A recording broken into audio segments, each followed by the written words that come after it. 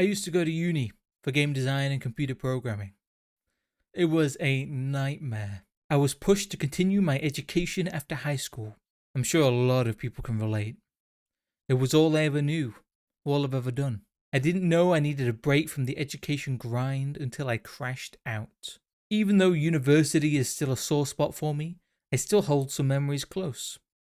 The first video game I ever created was a twin stick shooter. I sat back and was graded like a C for it. Not bad. Regardless of grade, there was this boundless pride in my heart. Happiness you can only get from the act of creation. I want you to cast your mind back to the days of the Xbox 360, when things were wild and untamed, and when the main place to go for badass indie games was the Xbox Live Arcade. Created by a single man, James Silver of Scar Studios fame.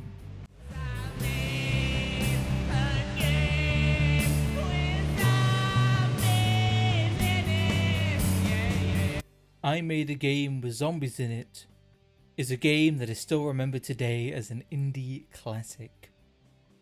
It's a perfect time capsule. I mean, just look at that title. Of course the people who made Charlie Murder had a hand in this off-tune masterpiece. Its title has numbers instead of letters. It's full of obscene flashing rave lights. Just awful music. Blood and gore and a hell of a lot of zombies. It's the gamiest game I've ever played.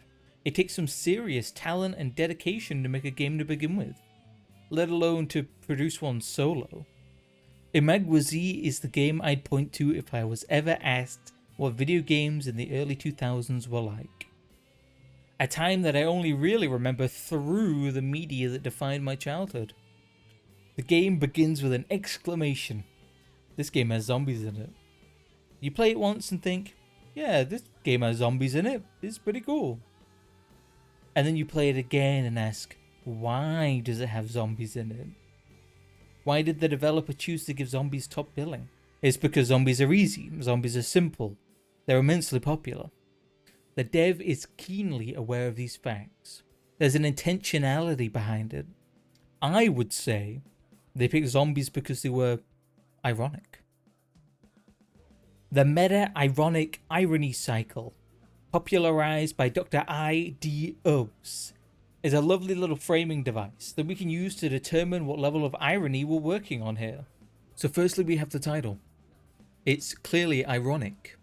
It's stupid and eye-catching, mocking the very audience it's attempting to market towards, the XX sniper killer crowd. Then we have the zombies. We all remember the zombified 2000s. It's a craze we're still recovering from now. Its title and description places the zombies as the main selling point. It's a game where you kill zombies. It's partially the reason why this game sold so well. It was cheap, accessible, it had multiplayer. Anyone could get in there and kill someone dead. But the zombies aren't the only enemies in the game. In fact, they make up only about half of the total playtime. I suppose the title says it best. It's a game with zombies in it, not a game with only zombies in it. The music is the best example of this irony. It's discordant, annoying, grating, but it's so peculiar that it comes back around to being fun and a core part of the experience. It's like if Rage comics were a soundtrack. Rage comics are another interesting piece of meta-ironic culture, a meme format that has come back around from being uncool to being cool again. Isn't it interesting that the cycle of fads and internet fame usually always works out the same way? Something comes out, it's fun and is used everywhere. Then it's co-opted by the mainstream or just joked to death. Then it comes back around to being cool again. The trollface is the father of the Wojak. This is the meta-ironic cycle at work. Fucking Morbius, of all things, proves that this cycle works. The reason Mr. Morbius memes died was a direct result of the re-release of the film. It was the powers that be that recognized his memes, and single-handedly making it uncool again. And then that came back around again to make it cool again with the resurgence of all these jokes. Morbius is a very happy man, he got his memes back. And then he lost him again. Poor guy. The soundtrack also has a cycle of its own, going from high to low, from awkward to genuinely good, back to annoying. But when it hits the second time round, it shed any awkwardness and has become something you just have to belt out when the chorus comes in. The music later transforms into some seriously good stuff. Spacey harmonic synths and wailing Woodstock-era guitars usher in a peaceful moment of downtime in an otherwise bombastic game. So the game's at least ironic. It pokes fun at the zombie genre and capital G gamers by playing the tropes seemingly completely straight. But is it post-ironic? Well, post-irony, as defined by Dr. Dubbbz, is a joke at the expense of irony. It's a meme about the once sincere. You take one of the first memes I made, and then you deep fry the fuck out of it. Now it's post-ironic. Isn't it funny how people used to use delete speak? So I used it in my game title. But I'm also selling my game with that irony laced into the branding. So the people who buy it are willingly engaging in post-ironic humor, regardless of whether they realize they are or not. So yeah, it's definitely post-ironic too. It's simultaneously poking fun at the joke, whilst participating in the joke. It's mocking the mockers and the very nature of mockery. Well, I would posit, I made a game with zombies in it, has become post-ironic, or meta-ironic. With time, the game has slowly transformed into something completely different. We can now look back on it, enjoy it with genuine eyes.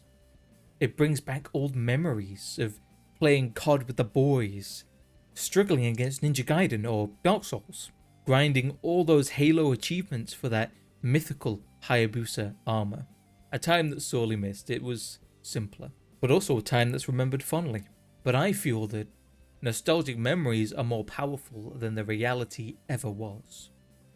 And if we were to go back, we would not only be disappointed, but would never be able to experience those nostalgic emotions ever again.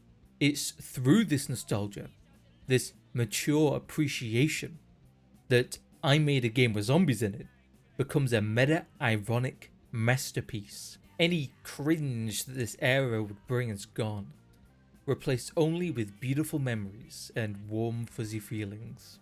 These comforting childhood memories are shared by everyone, from the Mill Sim roleplayers all the way to the Deltarune storytellers. Mine was Call of Duty Zombies. Others had Neopets and Wizard 101. People in the future are going to be looking back at Fortnite and Roblox with a fondness I barely understand. But it's all the same. No matter the media, the emotions are there. It's a cycle that's going to repeat forever. Think about how cringe you were as a kid, but also think about how happy you were in those moments. The Halo Machinima aspirant, the Leet Speak aficionado, the zombie enthusiast, the kids who play games of fantasy on the playground. It's like the cringe culture of our childhoods never existed at all. Cringe is just secondhand embarrassment, a feeling that is derived from empathy, but twisted into something truly wicked. The moment we start to use that empathy to denigrate and bully others is the moment we fall into the greasy palms of the ones who wish us the most harm. Weirdos run our entire entertainment industry. Men like Stan Lee come to mind. He was a pioneer of engaging stories and interesting characters. They've all stood the test of time. Most of them. Mostly because Disney bought them. But let's not think about that too much. He achieved every weirdo's ultimate dream, to be bought out by a massive conglomerate. What an honor. Be obsessive. Be weird. Work on that project no one could possibly give a damn about. Write that story. Draw that OC. Go make a game with zombies in it. It's okay to be cringe. Unmitigated passion is the most beautiful force on earth. The only thing embarrassing about being cringe It's the embarrassment that other people try to pin on you. Few people are like, ew, that kid plays too much footy. What a freak. But fuck what other people think. I'm honestly embarrassed for the people who try to call it out. They're so devoid of this childhood wonder, of that integral glee that comes with enjoying something for the very first time. Who wants to look back at their life and be able to recall every moment of embarrassment? Every time they were shamed for being a bit too into Halo or horses or whatever. We shouldn't live our lives by the rules of hypocrites. Fuck that, man. No one gets to decide how we live, other than us. Cringe culture is dying. I doubt it'll ever go away. But before you start berating actual children, just stop and think for a second. Think back to all the weird stuff you did as a kid. And remember how you felt. Abuse doesn't save lives. It doesn't change minds. It just makes people scared to be themselves and enjoy what they wish. The strongest, most terrifying force in this world is someone who is immune to criticism. Maybe one day we can all become someone like this, but in the meantime, it isn't hard to stop being a bellend. But maybe I'm just blowing all this out of proportion. After all, it's just a game. A game with zombies in it.